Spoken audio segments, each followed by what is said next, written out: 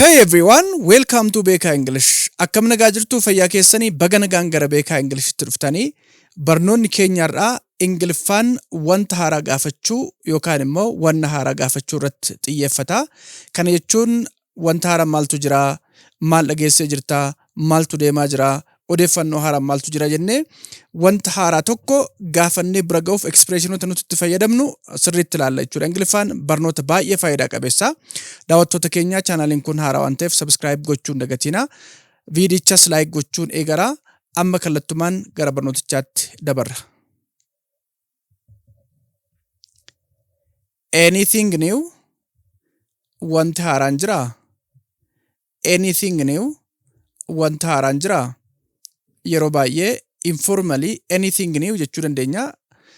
Wanta haaraan jira, maaltu jira jennee waa'ee odeeffannoo kamiyyuu ta'uu danda'a. Waa'ee wanna sanaa ilaalchisee wanta haaraan akka jiruu fi akka hin jirre adda baafachuuf expression itti fayyadamna. Kun anything new yeroo jedhu namni tokko waa'ee wanna kamiyyuu ta'uu danda'a wanta haaraan jira jedhee gaafachuuf kan itti fayyadamudha jechuudha. What is new? Wanta haaraan maali? What is new? Wanta haaraan maali? What is jechuun short formii yookaan immoo yeroo gabaabbatee barreeffamu what is kan jennu jechuudha. New jechuun immoo haaraa jechuudha. Kanaaf what is new jechuun wanta haaraan maali? Wanta haaraan maaltu jira jechuudha. Ammas akkuman dursee isinitti hime wanta haaraan odeeffannoo waa'ee kamiyyuu ta'uu danda'a.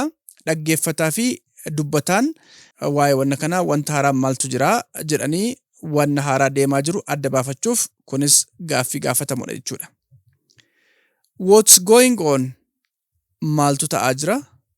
What is going on? Maaltu ta'aa jira? What is jechuun ammas short formii what is iti. Going on jechuun immoo wanna deemaa jiru jechuudha. Kanaaf what's going on jechuun maaltu ta'aa jira? Maaltu deemaa jira? Maaltu raawwatamaa jira jechuudha. Kunis waa'ee wanna kamiyyuu ta'uu danda'a. Waan raawwatamaa jiru, waan ta'aa jiru adda baafachuuf gaaffii gaafannudha jechuudha kunis. Any news? Odeeffannoo haaraan jira? Any news? Odeeffannoo haaraan jira? News jechuun normally oduu jechuudha. Akka galma kanaatti garuu news jechuun oduu jechuu otoo hin taane odeeffannoo jechuudha. Hiikni jecha tokko akka galma isaa irratti hundaa'a. Kanaaf asitti news jechuun odeeffannoo jechuudha. Kanaaf any news jettanii yoo nama gaafattan odeeffannoo haaraan jira? Wanta haaraan jira jechuu keessaniiti. Ammas waa'ee wanna kamiyyuu ta'uu danda'a. Waa'ee wanna jedhame sanaa wanta haaraan akka jiruu fi akka hin jirre odeeffannoon haaraan akka jiruu fi akka hin jirre adda baafachuuf any news jechuu dandeessu jechuudha. What's up? Maaltu ta'aa jira? What's up? Maaltu ta'aa jira? What's up yeroo tokko tokko immoo WhatsApp jechuu dandeenya. Baay'ee gabaabsinee maaltu ta'aa jira? Maaltu deemaa jira jechuudha. WhatsApp kan jedhu kuni hiika hedduu qaba. Fakkeenyaaf nagaa gaafachuuf akkam jirtaa jechuu dandeenya. Yookaan immoo maatti jirtaa, wanta haaraan maaltu jira jechuus ni dandeenya. What's new akkuma jennus ta'uu danda'a jechuudha. Hiika hedduu qaba. Kanaaf maaltu ta'aa jira, maaltu deemaa jira, wanta haaraan maaltu jira jechuu dandeenya. Ammas waa'ee wanna kamiyyuu ta'uu danda'a. Waa'ee wanna jedhame sanaa maaltu jira jechuudha kuni. Anything fresh? Wanta haaraan jira? Anything fresh? Wanta haaraan jira?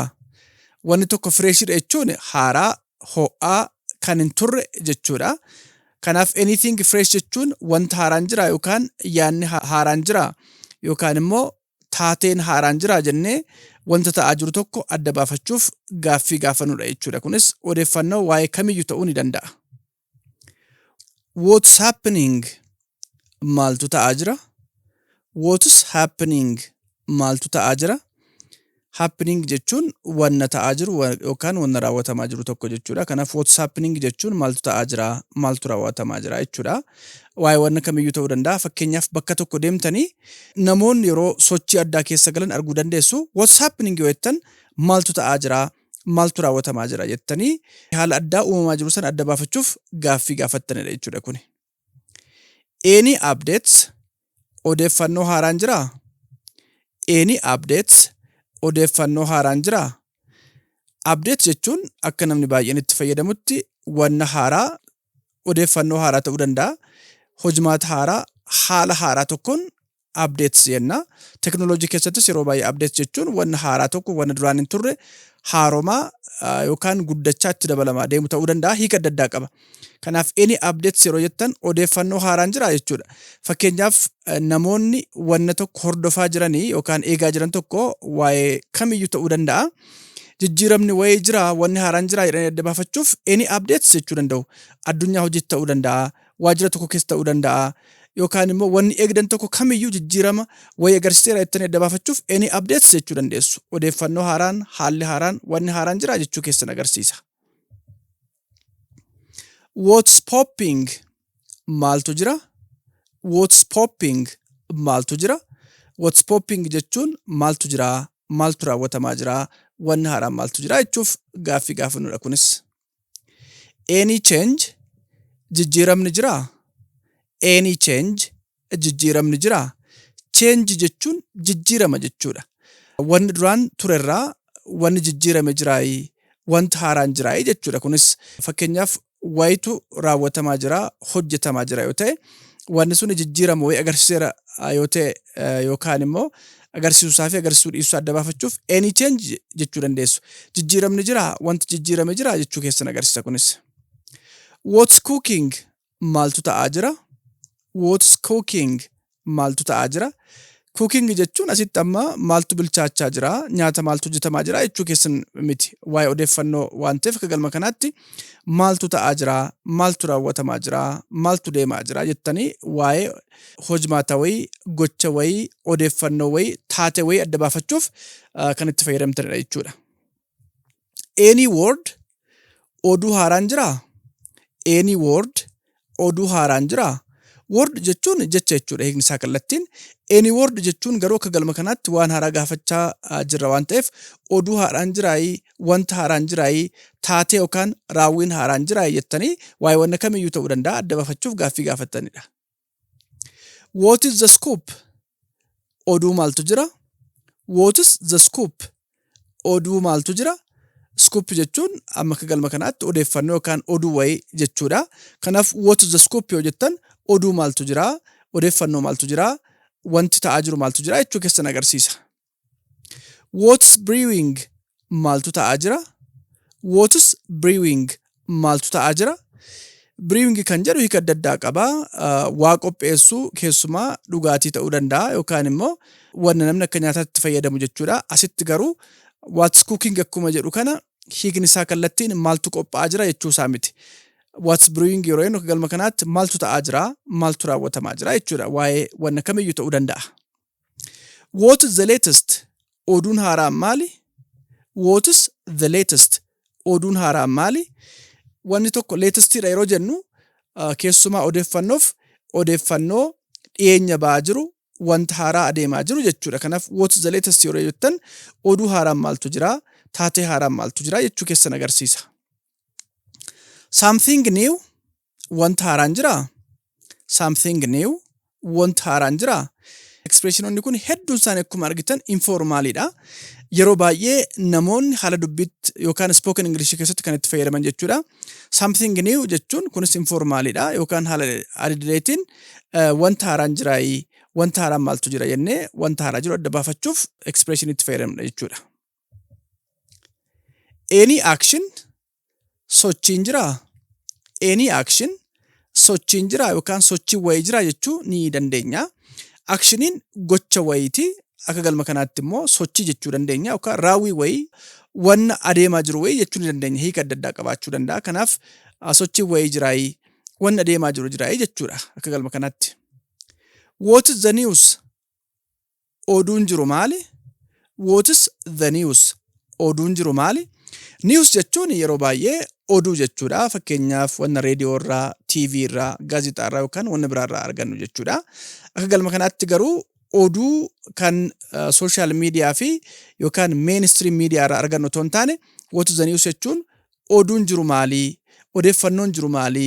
Yaanni jiru maali? Haalli jiru maali? Maaltu ta'aa jira jechuu agarsiisa. Anything special? Wanti addaa jiraa? Anything special? Wanti addaa jiraa? Wanni tokko specialidha jechuun wanna barame irraa xiqqoo wanna adda ta'e jechuudha. Kanaaf anything special yeroo jettan wanti addaa jiraayi, wanna baramerraa wanti adda ta'e, wanti fooyya'e, wanti jijjiirame, wanti haaraan deemaa jiru jira jechuudha agarsiisa kunis. What's going down? Maaltu deemaa jira? What's going down? Maaltu deemaa jira? Wanni tokkoon going down yeroo jennu wanna deemaa jiru, wanna raawwatamaa jiru, wanna ta'aa jiru jechuudha. Kanaaf what's going down yeroo jettan maaltu deemaa jira, maaltu ta'aa jira jettanii dhimmisaa waa'ee dhimma kamiyyuu ta'uu danda'a adda baafachuuf gaaffii gaafattanidha. Any headlines? Wanta addaa jira? Any headlines? Wanta addaa jira? Asirratti headlines jechuun mata dureewwan gurguddoo oduu jechuu miti. Akka galma kanaatti wanta addaa ta'aa jiru yookaan deemaa jiru jechuudha. Kanaaf any headlines yeroo jettan wanti addaa jiraayi, odeeffannoon addaa jiraayi jechuudha. Odeeffannoon yookaan dhimmisaa yookaan raawwiinsaa waa'ee wanna kamiyyuu ta'uu danda'a. Waa'ee wanna sana ilaalchisee wanti addaa jiraa jettanii gaaffii gaafachuuf kan itti fayyadamtudha jechuudha expressioniin kun. What's new with you? Karaa kee maaltu jira? What's new with you? Karaa kee maaltu jira yookaan sibira maaltu jira? Gama keetiin maaltu ta'aa jira? Maaltu raawwatamaa jira jechuudha. Fakkeenyaaf waa'ee wanna tokko namoota adda addaa faana waa raawwachaa, waa gochaa, wanna tokko raawwachaa jirtu yoo taatanii waan namni tokko raawwate yookaan waan namni tokko irratti hirmaatee jijjiirama wayii fide yookaan gocha inni raawwate ta'uu danda'a adda baafachuu barbaadan what's new with you jechuu dandeessu. Karaa kee maaltu jira? Gama keetiin maaltu ta'aa jira? Maaltu raawwate? Maaltu adeeme? Maaltu milkaa'ee? Maaltu galma ga'ee yookaan maaltu hojjetame jechuuf yookaan immoo karaa kee odeeffannoo kamtu raawwatame jechuuf gaaffii gaafattanidha kuni. What's up lately? Dhiyeenya kana maaltu jira? What's up lately? Dhiyeenya kana maaltu jira? What's up jechuun maaltu jira? Wanta haaraan maaltu jira? Maaltu deemaa jira jechuudha. Lately jechuun immoo dhiyeenya kana jechuudha. Kanaaf what's up lately jechuun dhiyeenya kana maaltu jira? Dhiyeenya kana maaltu deemaa jira jechuudha. What's new lately? Dhiyeenya kana wanta haaraan jira? What's new lately? Dhiyeenya kana wanta haaraan jira? Lately jechuun akkuma armaan olitti agarre dhiyeenya kana jechuudha. What's new jechuun immoo wanta haaraan maaltu jira jechuudha. What's up fi what's new'n wal fakkaatu yeroo tokko tokko bakka wal bu'uu danda'u. Kanaaf dhiyeenya kana wanta haaraan maaltu jira? Wanta haaraan maaltu deemaa jira jechuudha. Any surprises? Wanta addaa jira? Any surprises? Wanta addaa jira? Wanni tokko surpriseedha yeroo jennu wanna isin hin eegne wanna akka tasaa raawwatame tokko namni fakkeenyaaf waa isinitti himee isin ajaa'ibsiisuu danda'a. Waa isinii kennee isin ajaa'ibsiisuu danda'a. Akka galma kanaatti garuu any surprises yeroo jennu wanti addaa jira? Wanta haaraan jira? Wanti duraan irraa jijjiirame jira? Odeeffannoo haaraan jira jechuudha. What's improved? Maaltu fooyya'e? What's improved? Maaltu fooyya'e? Wanni tokko improved ta'e jechuun fooyya'e jechuudha. Kanaaf what's improved jechuun maaltu fooyya'e jechuudha. Fakkeenyaaf waa'ee hojmaata tokko, waa'ee dhimma tokko, waa'ee gocha yookaan raawwii tokko keessatti fooyyee wayii jijjiirama wayii eegaa jirtu yoo ta'e what's improved jechuu dandeessu. Maaltu fooyya'e? Maaltu jijjiirame? Waa'ee dhimma sanaa yookaan waa'ee hojii sanaa jechuudha. What is transpired? Maaltu uumame? What is transpired? Maaltu uumame? Wanti tokko transpired ta'e jechuun waa uumamuusaa, jijjiiramuusaa, raawwachuusaa agarsiisa. Kanaaf what's transpired yeroo jettan maaltu uumame? Maaltu raawwatame jettanii wanna uumame haaraa tokko gaafachuuf gaaffii gaafattanidha kuni. What is materialized? Maaltu milkaa'e? What is materialized? Maaltu milkaa'e? Wanni tokko materialized ta'e jechuun wanni suni milkaa'ee galma ga'ee jechuudha. Hiika adda addaa qaba. Kanaaf what is materialized yeroo jennu maaltu milkaa'ee maaltu galma isaa ga'ee jechuudha. What's been happening? Maaltu ta'aa ture? What's been happening? Maaltu ta'aa ture? What is kan jettu kuni sirriitti hubadhaa. What is jechuu ta'uu dandeessi yookaan immoo what has ta'uu dandeessi. Apostrophe fi s'in wal faana jechuudha. Kanaaf what's been happening jechuun maaltu ta'aa ture jechuudha. Wanna yeroo tokko qofaa raawwate osoo hin taane wanna ta'aa ture, wanna raawwatamaa ture adda baafachuuf gaaffii gaafannudha. What's new today? Har'a wanta haaraan jiraa? What's new today? Har'a wanta haaraan jiraa? What's new jechuun wanta haaraan jira jechuudha. Today jechuun immoo har'a jechuu waan ta'eef what's new today jechuun har'a wanta haaraan jiraa jechuudha. Any fresh news? Oduun haaraan jiraa? Any fresh news? Oduu haaraan jiraa? News jechuun oduu ta'uu danda'a, odeeffannoo ta'uu danda'a. Kanaaf fresh jechuun immoo haaraa jechuu waan ta'eef any fresh news jechuun oduu haaraan jiraa jechuudha yookaan immoo odeeffannoo haaraan jiraa jechuu ni dandeenya. Yeroo tokko tokko oduus odeeffannoos yeroo itti nuti bakka wal jijjiirree itti fayyadamnu waan jiruuf wanna haaraa jiru gaafachuuf oduu yookaan odeeffannoo jechuu dandeenya. What is the latest news? Oduun haaraan maali? What is the latest news? Oduun haaraan maali? What is the latest news jechuudha. Kuni gabaabsinee garuu what jechuu dandeenya. Latest jechuun haaraadha.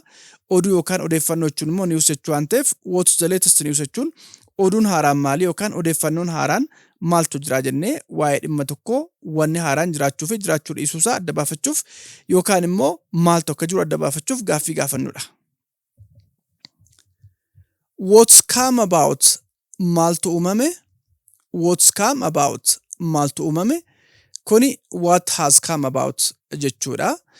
Maaliif kaamiin akka bakka kanatti akka verb 3tti galteetti. Kanaaf what has come about jechuun maaltu uumame, maaltu raawwatee, maaltu ta'ee jennee wanna raawwatame tokko adda baafachuuf gaaffii gaafannudha. Anything different? Wanti addaa jiraa? Anything different? Wanti addaa jiraa? Kuni anything special akkuma jennu faana wal fakkaataa. Waa'ee wanna tokkoo wanta haaraan uumamuusaa fi uumamuu dhiisuusaa adda baafachuuf gaaffii gaafannudha. What's happening now? Amma maaltu ta'aa jira? What is happening now? Amma maaltu ta'aa jira? Happening jechuun ta'aa jiraachuusaa yookaan taateen tokko raawwachaa jiraachuusaa agarsiisa. Now jechuun immoo amma jechuu waan ta'eef what's happening now jechuun amma maaltu ta'aa jira? Maaltu raawwatamaa jira? Maaltu deemaa jira? Jennee gaafachuuf gaaffii itti fayyadamnudha. Any latest news? Oduu haaraan jiraa? Any latest news? Oduu haaraan jiraa? News jechuun akkuma isinitti hime oduu yookaan odeeffannoo ta'uu danda'a. Akkuma galma isaatti jechuudha. Akka galma kanaatti oduus odeeffannoos jechuu ni dandeenya. Kanaaf latest jechuun haaraa jechuu waan ta'eef any latest news jechuun oduu haaraan jiraa yookaan odeeffannoo haaraan jiraa jechuudha. Waa'ee dhimma kamiyyuu ta'uu danda'a. What's new overall? Waliigala maaltu jira? What's new overall? Waliigala maaltu jira? Overall jechuun waliigala jechuudha. Waa'ee dhimma tokkoo otoo tokkoon keessan seeniin odeeffannoo waliigalaa argachuu yeroo barbaadan gaaffii gaafattanidha. Kuni new jechuun haaraadha. Kanaaf what's new overall jechuun waliigala maaltu jira jechuudha. Kana namni suni akka odeeffannoo waliigalaa gabaabsee cuunfee waa'ee wanna sanaa maalummaasaa otoo baay'ee keessan seeniin akka nutti himu yeroo barbaannu gaaffii gaafannudha. Any latest? Wanta haaraan jiraa? Any latest? Wanta haaraan jiraa? Latest jechuun haaraa jechuudha. Ishuma kana gabaabsine any latest jechuu qofaatiin wanta haaraan jiraa jechuu ni dandeenya. Any latest information, any latest news jechuu ni dandeenya yookaan immoo any latest jechuus qofaa ni danda'ama. Wanta haaraan jiraayii yookaan wanta haaraan maaltu jira jennee gaafachuuf expression itti fayyadamnudha. What's new on your end? Gama keetiin maaltu jira? What's new on your end? Gama keetiin maaltu jira? Your end jechuun gama keetiin jechuudha. Wanna simbira jiru odeeffannoo, hojmaata, taatee, raawwii wayii simbira jiru namni adda baafachuuf yeroo baay'ee on your end isiniin jechuu danda'a. Gama keetiin jechuu isaati. Kanaaf what's new jechuun maaltu haaraadha yookaan wanta haaraan maaltu jira jechuu waan ta'eef what's new on your end jechuun gama keetiin maaltu jira? Gama keetiin maaltu ta'aa jira? Maaltu raawwatamaa jira? Odeeffannoo haaraa maaltu simbira jira jechuudha. Any fresh updates? Odeeffannoo haaraan jiraa? Any fresh updates? Odeeffannoo haaraan jiraa? Updates jechuun oduu haaraa jechuudha yookaan immoo oduu yookaan odeeffannoo qofaa jechuu dandeenya akka galma kanaatti. Fresh jechuun haaraa jechuu waan ta'eef any fresh updates jechuun odeeffannoo haaraan jiraa? Wanta haaraan si bira jiraa jennee nama tokko bira wanta haaraan, odeeffannoo haaraan, taatee haaraan jiraachuu fi jiraachuu dhiisuu adda baafachuuf gaaffii gaafannudha jechuudha. Barnoota kanarraa akka baay'ee fayyadamtan abdii guddaan qaba. Chaanalicha Afaan Oromoo taatan amma subscribe gochuu hin dagatinaa. Viidiyochas like hin goone ta'e like gochuu hin dagatinaa. Yaada qabdanis koomentiitiin nuuf qoodaa.